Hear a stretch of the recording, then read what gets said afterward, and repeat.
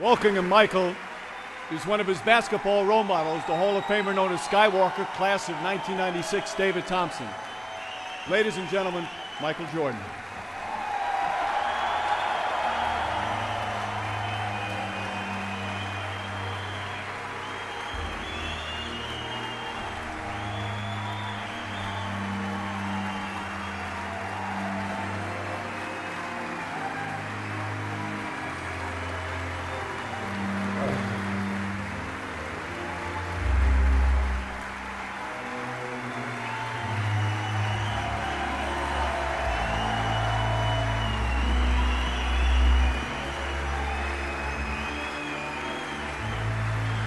Thank you.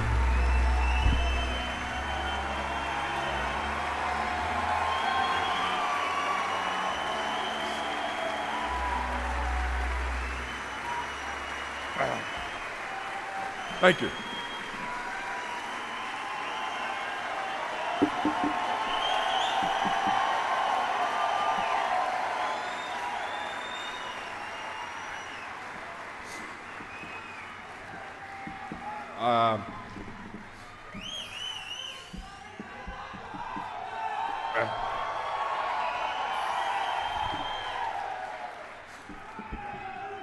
I told all my friends I was going to come up here and say thank you and walk off.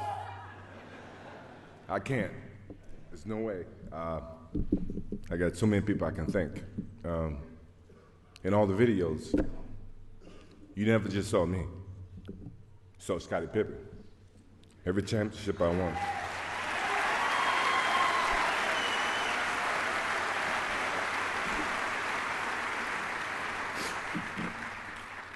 I've had a lot of questions over the last 4 weeks, and everybody's saying, well, why did you pick David Thompson?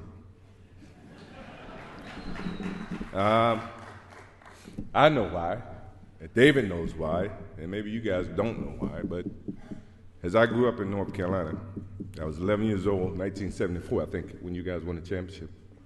And I was an anti-Carolina guy. I hated UNC. And here I ended up at UNC. But I was in love with David Thompson. Not just for the game of basketball, but in terms of what he represented. You know, we all, as Vivian said, we go through our trials and tribulations. And he did. And I was inspired by him. And when I called him and asked him to stand up for me, I know I shocked the shit out of him.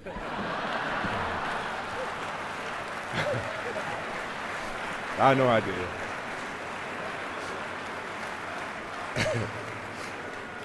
But he was very, very kind and said, yeah, I do it. And that wasn't a disrespect to any of my Carolina guys. They all know that I'm true blue Carolina guy to the heart. You know, Coach Smith, Larry Brown, Sam Perkins, James Worthy, you know, all of those guys. Well, it all starts with my parents. You guys see all the highlights. What is it about me that you guys don't know? As I sat up here and I watch all the other recipients stand up here and they give their history, and so many things I didn't know about Jerry Sloan. I know he lived on a farm, but I didn't know he was in a small classroom from first grade to the 8th grade. Even David Robinson, obviously I've known David for some time, and you know, I found some things out about him, and even with John, I found some bad things or good things about him, and even Viv, I've known Viv for years, and her and my father and my mom spent a lot of time on the Nike trips, and you know, I found out a lot of good things about her. But what about me that you guys don't know? I got two brothers, James and Larry. They're 5'4", 5'5" in height.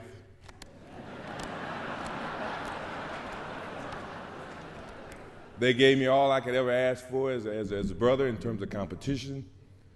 You know, you would think that, you know, my brother Larry is a ideal situation where small things come in small packages.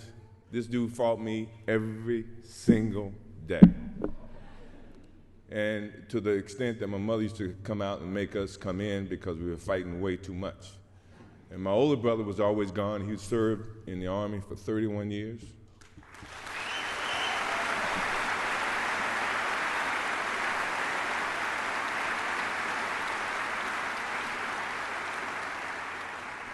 And the competition didn't stop there. My sister, who was 1 year younger than me, Roz, never wanted to be home by herself. She took classes, extra classes, to graduate from high school with me, to go to University of North Carolina with me, and to graduate prior than me. And you guys sit and ask me where my competition or my competitive nature came from. It came from them.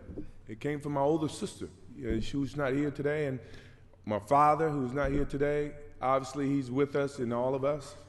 I mean, my competitive nature has gone a long way from the first time I picked up any sport. Baseball, football, ran track, basketball, anything that missed class, I played it. When you think about, so they started the fire in me. That fire started with my parents. And then, as I moved on in my career, people added wood to that fire. Coach Smith, what else can I say about him? He's a legendary in his, in the game of coaching.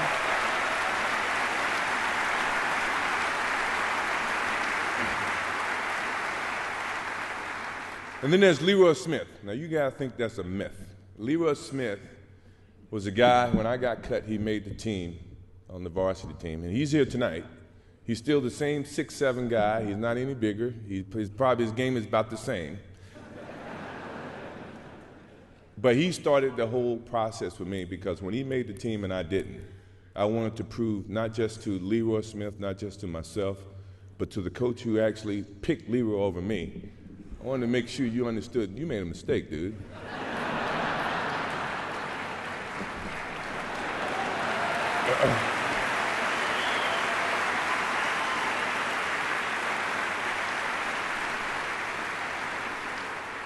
And then there's Buzz Peterson, my roommate. Now, when I first met Buzz, all I heard about was this kid from Asheville, North Carolina, who's player of the year. I'm thinking, well, he ain't never played against me yet.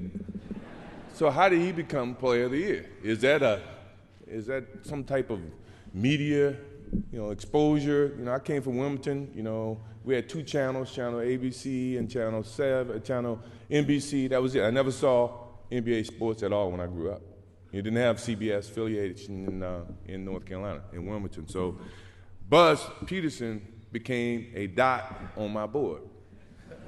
And when I got the chance to meet Buzz Peterson on the basketball court or in person, Buzz was a great person. It wasn't a fault of his. It was just my competitive nature. I didn't think he could beat me, or he was better than me as a basketball player.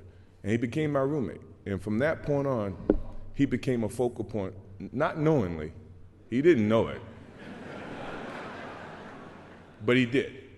And Coach Smith, the day that he was on the Sports Illustrated and he named 4 starters and he didn't name me, that burned me up. Because I thought I belonged on that Sports Illustrated. Now, he had his own vision about giving a freshman that exposure, and I totally understand that. But from a basketball sense, I deserve to be on that Sports Illustrated, and he understands that. And it didn't stop there. My competitive nature went right into the pros. I get to the Bulls, which I was very proud that at the time Jerry Reinsdorf didn't own the team. It was another organization, and Rob Thorne drafted me. Kevin Lockett was my first coach. Kevin used to take practices and put me in the starting 5. And he'd make it a competitive thing where the losing team have to run. So now I'm on the winning team, and halfway in the game, halfway in the situation, he would switch me to the losing team. So I take that as a competitive thing by you trying to test me.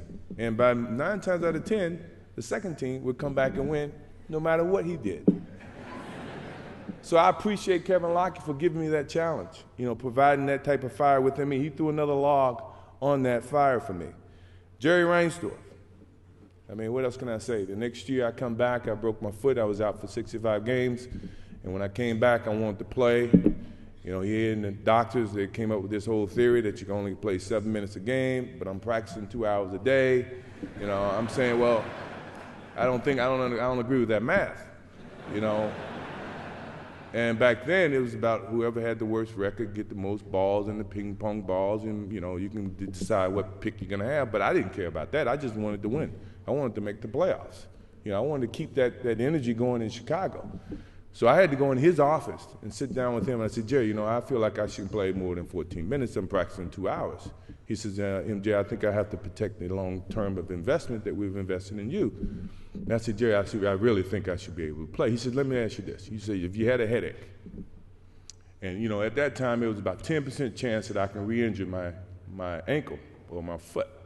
He says, if you have a headache and you got 10 tablets and one of them is coated with cyanide, would you take the Tylenol?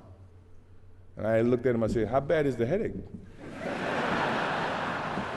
Depending on how bad the headache. Jerry looked at me and said, you okay? I guess that's a good answer. You can go back and play. He let me allow to go back and play. And, Jerry provided a lot of different obstacles for me, but at the same time, the guy gave me an opportunity to perform at the highest level in terms of basketball. And the Bulls, the whole Bulls organization, they did a great justice for me and for all my teammates. Believe me, I had a lot of teammates over the 14 years that I played for the Bulls. And, I respected each and every one of them. I just wanted to win, no matter how you look at it. And then along came Doug Collins, who was caught in the whole mix of this, Jerry Krause and Jerry Reinsdorf. And, at the same time, when I was trying to play in the summertime, he said, well, you're a part of the organization. The organization said you can't play in the summertime. I said, Doug, you hadn't read the fine print in my contract. And my contract said I had the love of the game clause. That means I can play anytime I want, any place I want.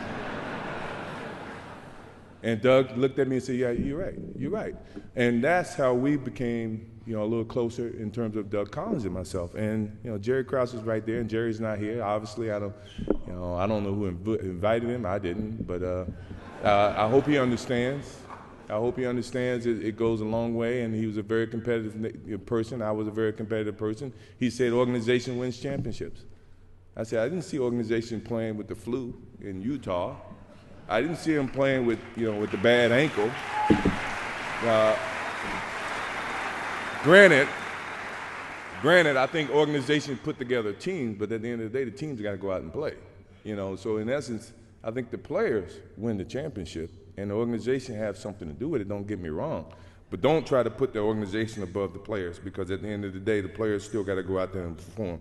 You guys got to pay us, but I still got to go out and play.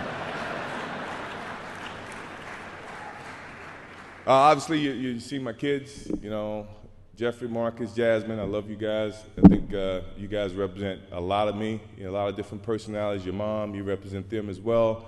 I think that you guys have a heavy burden. I wouldn't want to be you guys if I had to, because of all the expectations that you have to deal with. I mean, look around you. They charge $1,000 tickets for this game, for this whole event.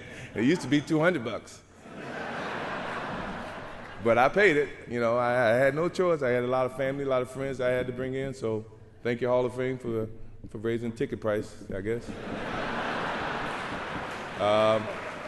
But you guys, I love you guys. You guys just don't know. You got a whole host of people supporting you, family, friends, people that you don't know, relatives coming out of the woodworks, no matter how you look at it. But I think we taught you right. Your mom and I, and hopefully you can make the right decision when the time comes. My mom, what else can I say? My mom never stays still. You think I'm busy. She's always on the go. And without her, she's a rock. She's unbelievable. Right now, she takes over 2 jobs.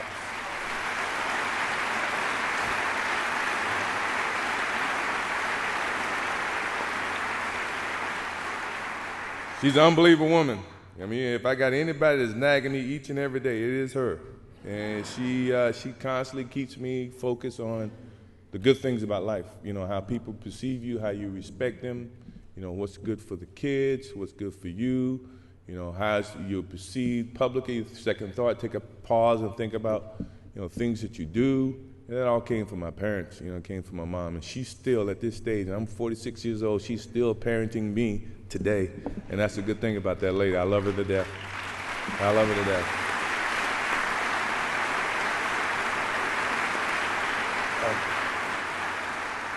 And I'm going to thank a couple people that you guys probably wouldn't even think that I would thank. Isaiah Thomas, Magic Johnson, George Gervin. Now, they say it was a so-called freeze-out in my rookie season. I wouldn't have never guessed, But you guys gave me the motivation to say, you know what? Evidently, I haven't proved enough to these guys. I got to prove to them that I deserve what I've gotten on this level. And no matter what people may have said, if it was a rumor, I never took it as truth. But you guys never froze me out because I was just happy to be there, no matter how you look at it. And from that point forward, I wanted to prove to you, Magic, Larry, George, everybody, that I deserve to be on this level as much as anybody else. And hopefully over the period of my career, I've done that, without a doubt. Even in the Detroit years, we've done that.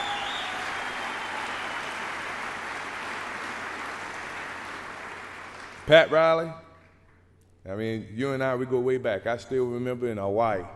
You remember in Hawaii where you and I was coming in, you were, I guess, leaving, and you decided to stay a couple extra days, but you were in my suite, and they came and they told you had to get out of my suite.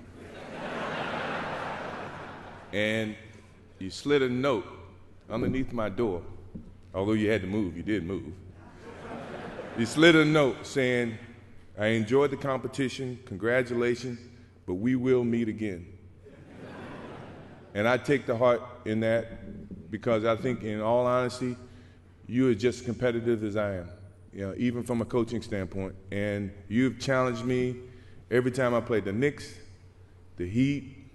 And I don't think you were with the Lakers, but anytime I played against you, you had Jordan Stoppers on your team. You had John Starks, who I loved.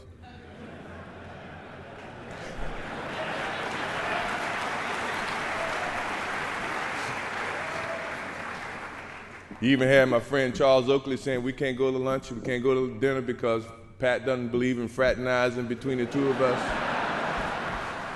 And this guy hit me harder than anybody else in the league, and he was my best friend. Patrick Ewing, we had the same agent. We came out the same time, but we couldn't go to lunch. Why is this? You think I'm going to play against Patrick any different than I play against anybody else? No. And then you had your little guy who was on your staff who became the Knicks coach after you, Jeff Van Gundy. He said, I conned the players, I befriended them, and then I attack them on the basketball court. Where did that come from? I just so happen to be a friendly guy. I get along with everybody, but at the same time, when the light comes on, I'm as competitive as anybody you know. So you guys, I must say thank you very much for giving me that motivation that I desperately needed.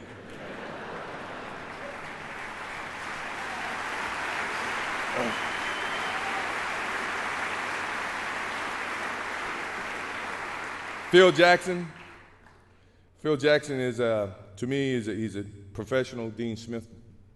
He challenged me mentally, not just physically. He understood the game, along with Tex Winter. They taught me a lot about the basketball game. Tex being the specialist, I could never please Tex.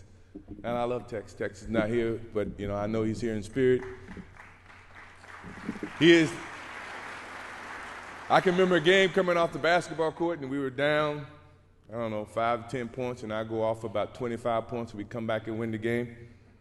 And we're walking off the floor, and Tex looked at me and says, there's no I in team. I said, Tex, it's not an I in team, but it's I in win.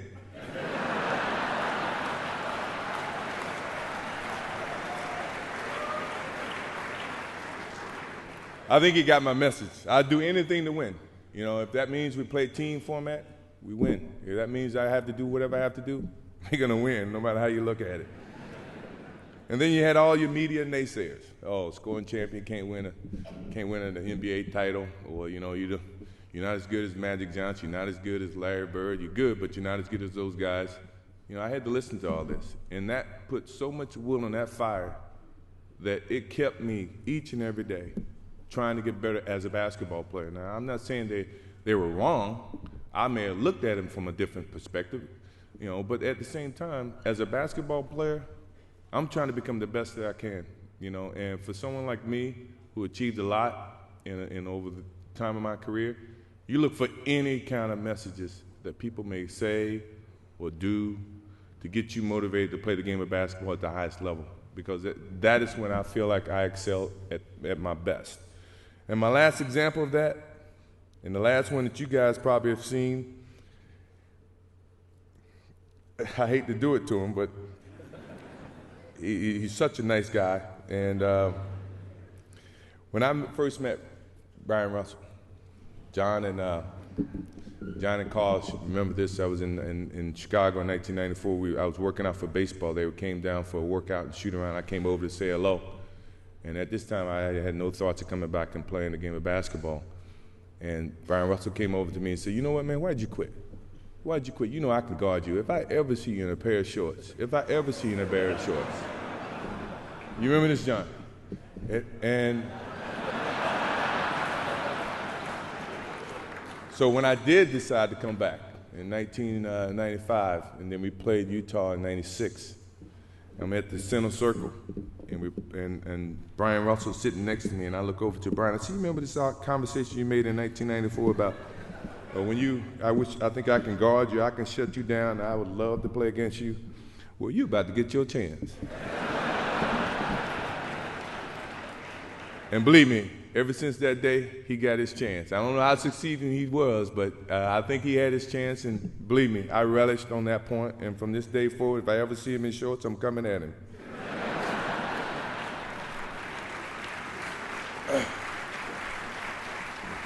I know you guys got to go. I know I've been up here a lot longer than I told my friends I was going to be up here. I cried. I was supposed to get up here and say thank you and walk off, and I didn't even do that. So I appreciate it. Thank you very much. I appreciate it.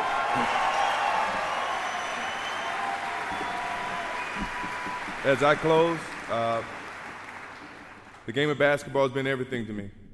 My refuge, my place I've always gone when I needed to find comfort and peace. It's been a source of intense pain and a source of most intense feelings of joy and satisfaction, and one that no one can even imagine. It's been a relationship that has evolved over time and has given me the greatest respect and love for the game. It's provided me with a platform to share my passion with millions in a way I neither expected nor could have imagined in my career. I hope that it's given the millions of people that I've touched the optimism and the desire to achieve their goals through hard work, perseverance, and positive attitude. Although I'm recognized with this tremendous honor of being in the Basketball Hall of Fame, I don't look at this moment as a defining end to my relationship with the game of basketball.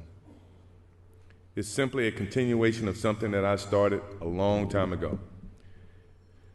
One day you might look up and see me playing the game at 50. Oh, don't laugh. Don't. Never say never. Because limits, like fears, are often just an illusion. Thank you very much. Look forward to it.